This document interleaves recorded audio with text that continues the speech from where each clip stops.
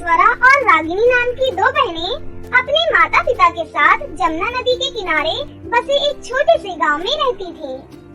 स्वरा दिखने में बहुत सुंदर थी, लेकिन रागिनी का रंग काला था। उसके चेहरे पर काफी दाग धब्बे थे। स्वरा अपनी बहन रागिनी को बिल्कुल भी प्यार नहीं करती थी। वो हमेशा उससे दूर दूर रहा करती थी। उसके साथ सौतेली बहन जैसा व्यवहार करती थी। एक दिन की बात है, स्वरा किसी पार्टी में जाने के लिए तैयार हो रही थी।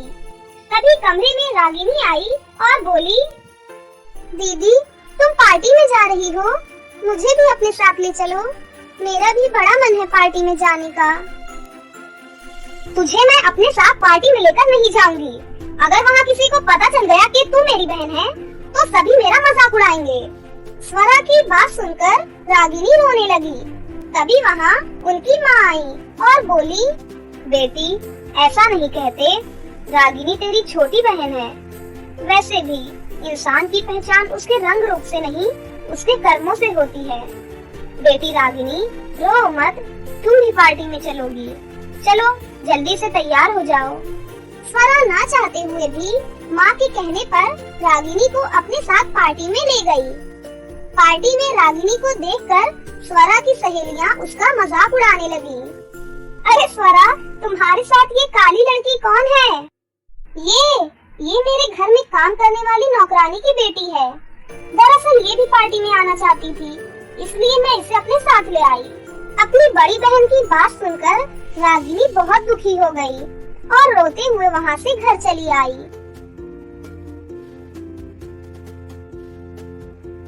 क्या हुआ बेटी, तुम इतनी जल्दी पार्टी से वापस लौट क्यों आई? माँ मेरा सब मजाक उड़ाते हैं। स्वरा दीदी को सबके सामने मुझे अपनी बहन कहने में शर्म आती है। उस दिन के बाद से रागिनी घर से बाहर निकलना बंद कर देती है। ऐसे ही कुछ साल बीत गए। सुंदर होने की वजह से स्वरा को बहुत अच्छे घर का रिश्ता आया। पड़ोस के गांव में रहने वाले विशाल नाम के लड़के के साथ स्वरा की शादी बड़े ही धूमधाम से हो गई। पर काले रंग रूप की वजह से कोई भी लड़का रागिनी से शादी करने के लिए तैयार नहीं हुआ। तभी एक दिन रागिनी के लिए दीपक नाम के लड़के का रिश्ता आया। दीपक को शराब पीने की बहुत बुरी लत थी। रागिनी के घर वालों से ये सच्चाई छिपाकर दहेज के लालच में दीपक रागिनी से शादी करने के लिए तैयार हो गया। शादी हो जाने के बाद रागिनी जब पहली बार दीपक के घर गई, तो दीपक के रंग ढंग बदल गए। ये तुम क्या कर रही हो? सुन, मैंने तेरे साथ इसलिए शादी की ताकि मुझे एक नौकरानी मिल सके, समझी? ये तुम क्या कह रहे हो? मैं तुम्हारी पत्नी हूँ। मुझे तेरी बकवास नहीं सुननी। तेरे जैसी काली कलूटी मेरी पत्नी कैसे हो सकती है? मैंने तो पैसे के लिए तुझसे शादी की थी, समझी? चल जाकर मेरे लिए खाना बना। रागिनी दुखी होकर रसोई घर में खाना बनाने चली गई। हे ऊपर वाले, अगर मेरा रंग काला है, इसमें मेरी क्या गलती है? दीदी कितनी किस्मत वाली है, जो कितना अच्छा उन्हें पति मिला है। ऐसे ही कई दिन बीत गए। दीपक अब हर रोज देर रात को शराब पीकर आकर रागिनी को खूब मारता पीटता। धीरे धीरे दहेज में आए पैसे खत्म होने लगे, क्योंकि दीपक हर रोज पैसे शराब पीने में और जुआ खेलने में उड़ा देता था। पैसे खत्म हो जाने के बाद दीपक शराब पीने के लिए रागिनी को अपने मायके से पैसे लाने के लिए कहने लगा। रागिनी के इनकार करने पर वो उसे मारने लगा। रागिनी मजबूर होकर घर चलाने के लिए सिलाई का काम करने लगी। रागिनी पूरा दिन सिलाई करके जो भी पैसे कमाती थी, उन पैसों से अपना घर चलाने लगी। ऐसे ही एक दिन रागिनी को जो कपड़े सिलकर पैसे मिले थे, वो अलमारी में छिपा कर रख रही थी। तभी दीपक ने देख लिया। मुझे पैसे चाहिए। मेरे पास पैसे नहीं है। तू जो सिलाई करके पैसे कमा रही है, वो कहाँ गए? मुझे पागल समझती है क्या? जल्दी से मुझे पैसे दे, मुझे अपने दोस्तों के साथ घूमने जाना है। मुझे जो सिलाई करके पैसे मिलते हैं, उसी से घर का खर्चा चला रही हूँ।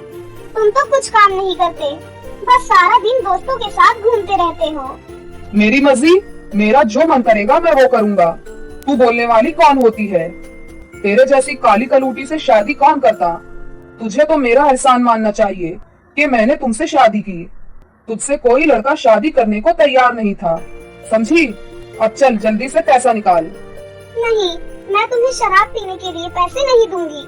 मैंने बड़ी मुश्किल से कमाए हैं। अरे ऐसे कैसे नहीं देगी? दे मुझे। ये कहते हुए दीपक ने रागिनी का हाथ पकड़ लिया, लेकिन रागिनी अपना हाथ छुड़ाकर घर से बाहर भाग निकली। दीपक भी उसके पीछे भागने लगा। रुक जा, कहाँ भाग रही है?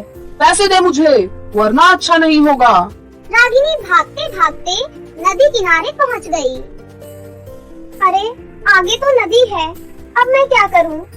अगर ये पैसे उसके हाथ लग गए तो मैं भविष्य के लिए पैसे कैसे जोड़ पाऊंगी? रागिनी ये सोच रही थी, तभी दीपक भी वहाँ आ पहुँचा। उसे देख रागिनी घबरा गई। बहुत खेल लिया चूहे बिल्ली का खेल, अब बचकर कहाँ जाएगी? चल जल्दी से पैसे मुझे दे। नहीं, मैं तुम्हें पैसे नहीं दूंगी। मैंने बहुत मुश्किल से दिन रात सिलाई करके कमाए हैं, लेकिन दीपक उसकी एक नहीं सुनता और उससे सारे पैसे छीन लेता है। अब मुझे तेरी कोई जरूरत नहीं है, मेरे घर में अब तेरी कोई जगह नहीं है। ये तुम क्या कह रहे हो? मैं तुम्हारी पत्नी हूँ। मैं तुझे अपनी पत्नी नहीं मानता, चल अपना रास्ता नाप। ये कहते हुए दीपक रागिनी को धक्का देकर पैसे लेकर वहाँ से चला गया। मैं कितनी बदकिस्मत हूँ, मेरा पति मुझे पत्नी नहीं मानता। मेरा मर जाना ही अच्छा होगा। ये कहते हुए रागिनी ने नदी में छलांग लगा दी। कुछ देर बाद रागिनी की आँख खुली तो उसने अपने आप को समंदर के बीचों बीच एक पेड़ के पास पाया। रागिनी हैरानी से यहाँ वहाँ देखने लगी। तभी उस पेड़ में से आवाज आई। बेटी घबराओ मत, मैं एक जादुई पेड़ हूँ। तुम पानी में डूब रही थी तो मैंने तुम्हें बचा लिया। आपने मुझे क्यों बचाया? मुझे मर जाने दिया होता। तुम ऐसा क्यों कर रही हो बेटी? घबराओ नहीं, तुम मुझे अपनी सारी बात बताओ, शायद मैं तुम्हारी मदद कर सकूं। रागिनी उस जादुई पेड़ को अपनी आप बीती बताती है। रागिनी की बात सुनकर जादुई पेड़ ने कहा, तुम चिंता मत करो बेटी, मैं तुम्हें एक जादुई साबुन दे रहा हूँ। तुम इस साबुन को अपने चेहरे पर लगाना, फिर देखना इसका कमाल। ये तुम्हारी हर इच्छा भी पूरी करेगा। साथ ही मैं तुम्हें एक जादुई बीज भी देता हूँ, तुम इसे जाकर जमीन पर लगा देना। इससे तुम्हारी सारी परेशानी दूर हो जाएगी।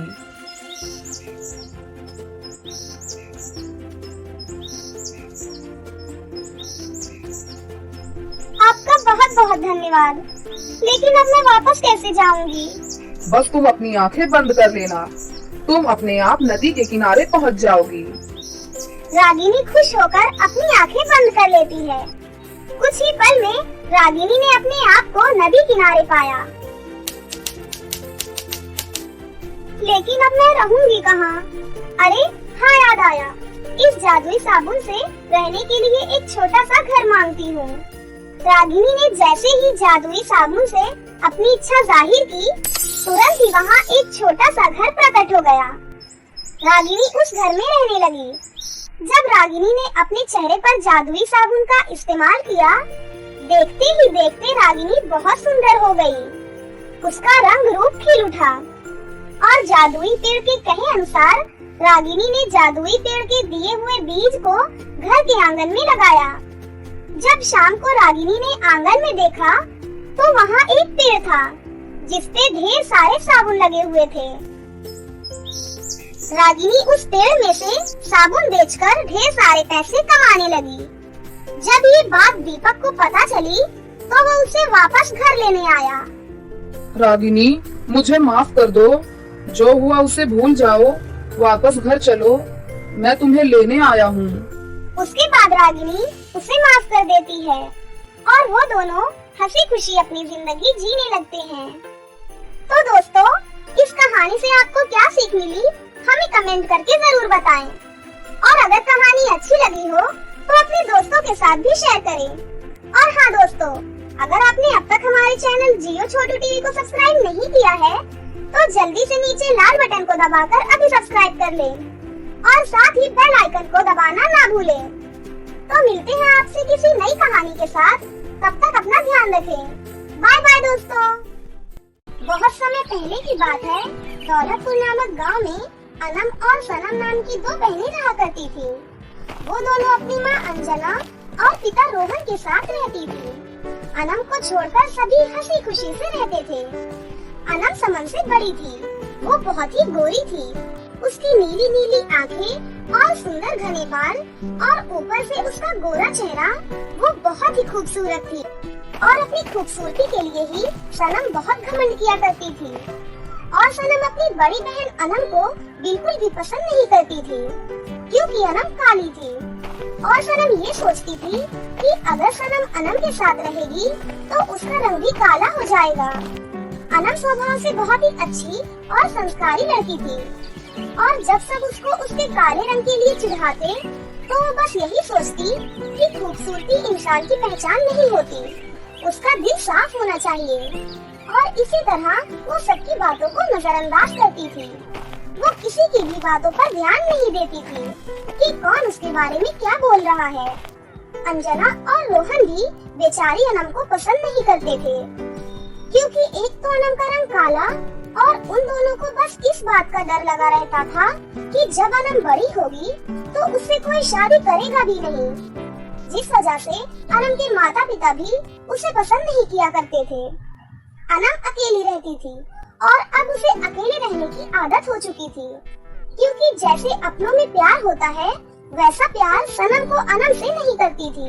अनम ने सनम को हमेशा अपनी बहन माना, लेकिन वही सनम ने हमेशा ही अनम को उसके कालेपन के लिए चिढ़ाया।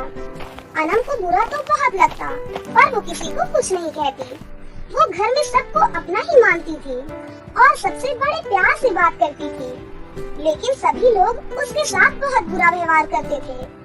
अब अनम को अकेले रहने की आदत सी हो गई थी, क्योंकि जिस तरह से सनम को अंजना लोरी गाकर सुलाती थी और उसके कुछ भी कहने पर वो चीज तुरंत ही उसके सामने लाकर रख देती थी, वो भी चाहती थी कि उसकी माँ भी उसे अपने हाथों से खाना खिलाए, रात में लोरी गाकर सुनाए।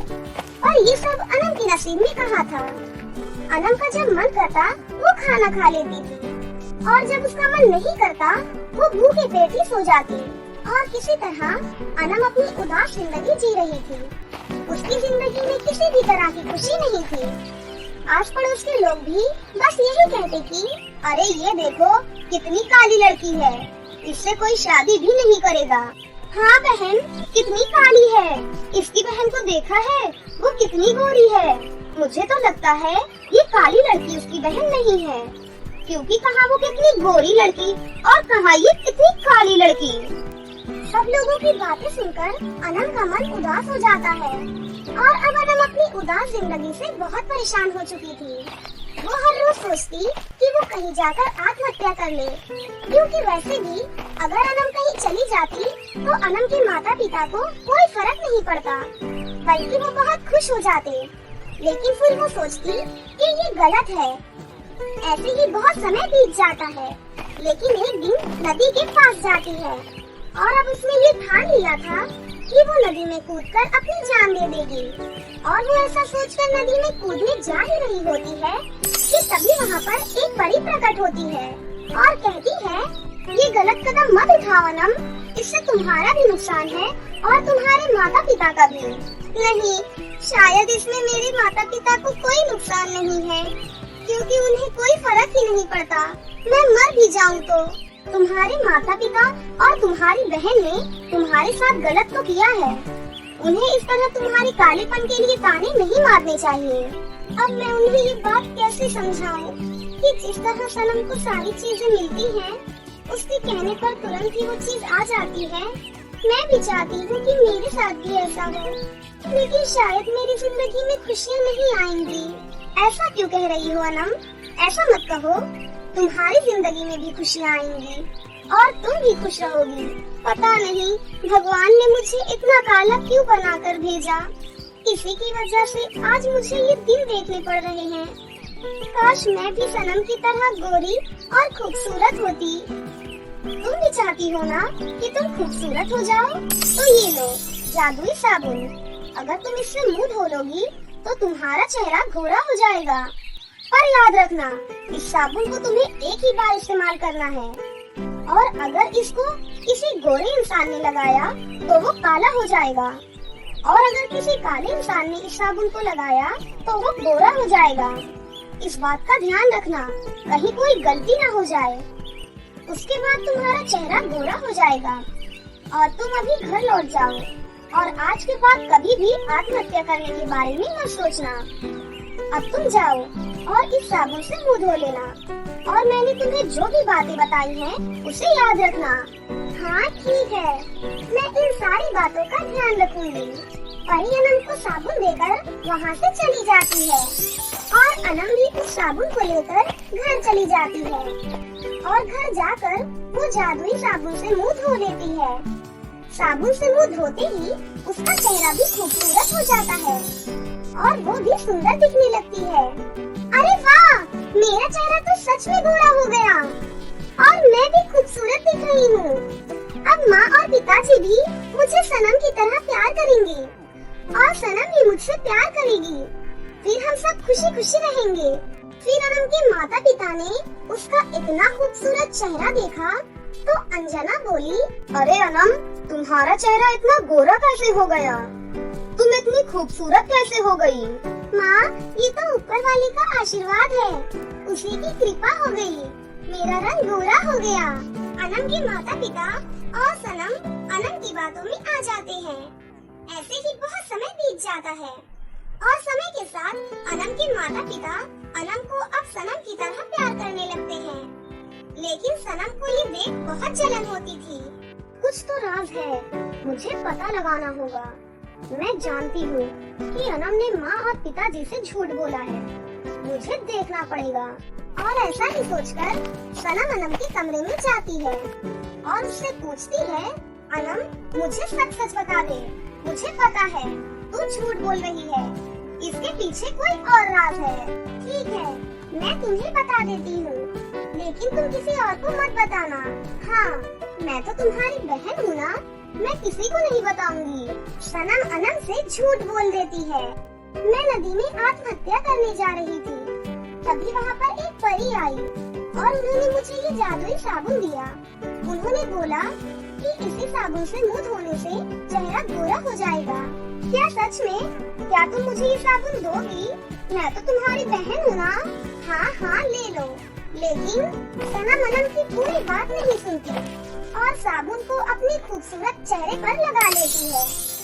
और जैसा कि परी ने कहा था कि अगर कोई गोरा इंसान इस साबुन को अपने चेहरे पर लगाएगा तो उसका चेहरा काला हो जाएगा, और सनम के साथ भी बिल्कुल ऐसा होता है, उसका चेहरा भी काला हो जाता है। अरे अनम, ये क्या हो गया?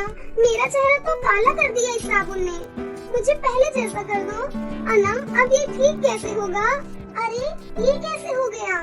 तुम परेशान मत हो, मैं तुम्हें उन्हीं परी के पास ले चलती हूँ, वो तुम्हें ठीक कर देंगी।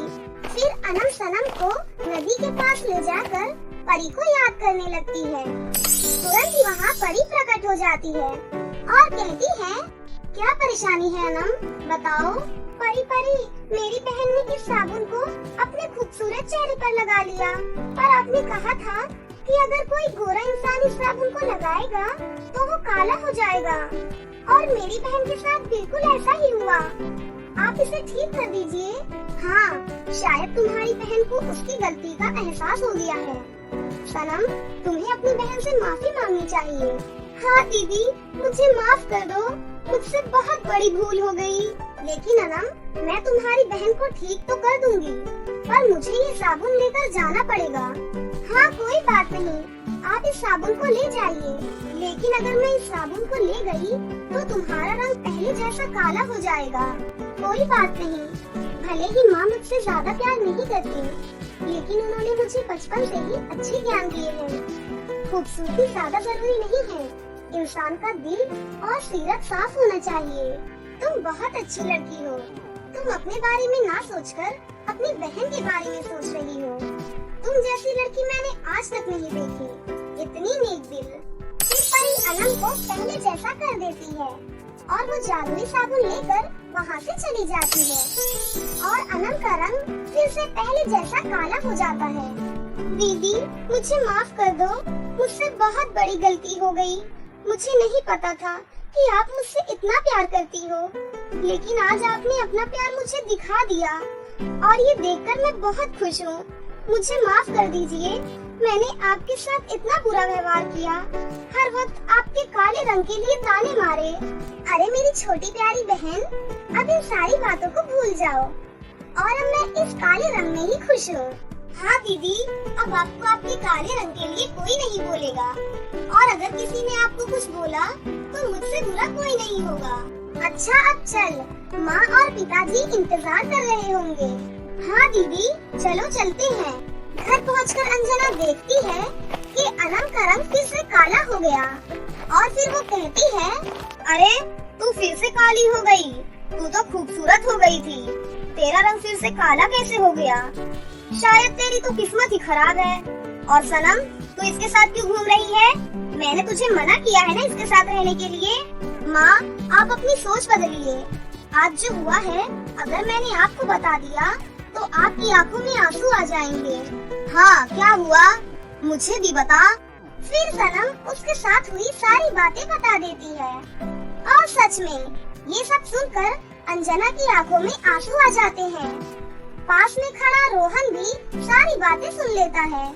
उसे भी बहुत बुरा लगता है।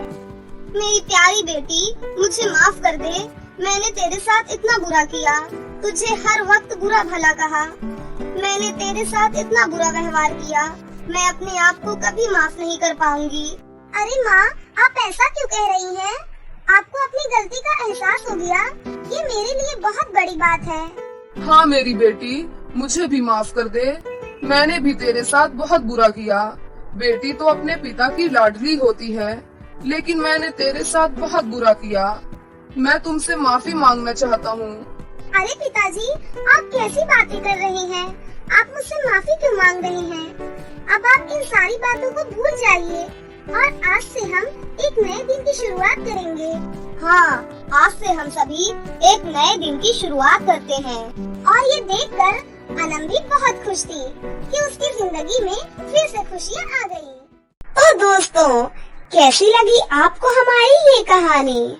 अगर आपको हमारी कहानी अच्छी लगी हो तो इसे जरूर लाइक करें, साथ ही हमारे चैनल को सब्सक्राइब भी कर लें और बेल आइकन को दबाना ना भूलें। मिलते हैं अगली वीडियो में। धन्यवाद।